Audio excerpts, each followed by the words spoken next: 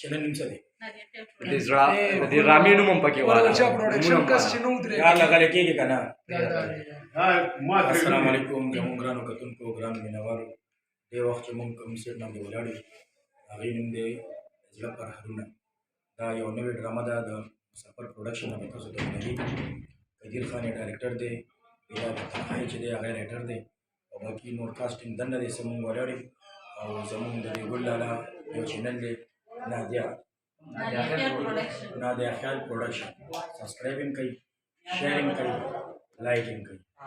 او عثمان خو به تاسو پېژنئ چې مخکې موږ سره ډرامو کې کار کړی و، ډېره موده پس واپس بیا د ډرامې پس بھارت او پاکستان نه پس دې چا بل چا سره کار نه کوي. ګوره صرف ما له دې ډرامې لپاره ما ډېر په مینت راوغوښتو او زما ډرامې له به هم راځي. بلکل تاسو لپاره بار چاله او دا خو ټول ډرامو کې زموږ کار شو یار. دا خبره نشته ټول ډرامو کې به هر ډرامه کې به موږ سره انشاءالله نادیه میډم هم کار کوي، عثمان هم کار کوي. او دا موږ سره زیرشاه ماما کیمرامین دی چې زموږ د چې زما کومې ډرامې دي د هغې کیمرامین هم زیرشاه ماما دی. زیرشاه ماما تاسو پکې څه وایئ؟